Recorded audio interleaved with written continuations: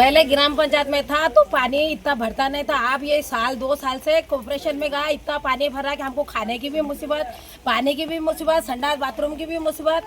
फिर वहाँ से नहीं तो हमने घर वगैरह भी भरे, हम पूरा हमारा 12 ये 2-2 हज़ार 2200 रुपये लाइट बिल आ रहा।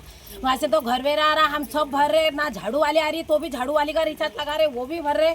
ना खमला नहीं है हमारा, खमले पे लाइट नहीं है, वो भी भर रहे हम। फिर हमारे गली में लाइन में 2-2 एक हफ्ते में 2 बार पानी क्यों भर रहा? हमको इतनी परेशानी क्यों हो रही है? कोई अधिकारी आया नहीं, कोई नेता आया नहीं, कोई पूछने आया नहीं। हमको पानी की भी पीने की भी तकलीफ है।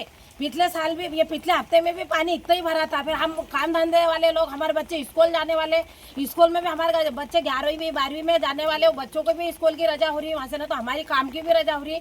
फिर इसकी भरपाई हम क्या खाएंगे, कैसा रहेंगे? वरसाद में पानी भरा ने बीजी वार में भी थोड़ा वरसाद में पानी भराया है, તેથી લોકોના ઘરોમાં પણ પાણી ભરાયા છે, તેથી લોકોનું અનાજ ભરેલું હોય તે બી બગડી ગયું છે। તેથી તંત્રને મીડિયાના માધ્યમથી કમિશનરને મેયરશ્રીને કહેવા માંગુ છું કે વહેલી તકે આ પ્રજા માટે કોઈ વ્યવસ્થિત સ્થળાંતર કરવામાં આવે, તેથી આ લોકોને રહેવા અને જમવાની પણ સુવિધા પૂરી પાડવામાં આવે। જો આ સુવિધા પાડવામાં વહેલી તકે નહીં આવે તો જે તે કાઉન્સિલરને જે તે ધારાસભ્ય હશે તેના ઘરે આ જ પ્રજા રહેવા જવા મજબૂર બનશે।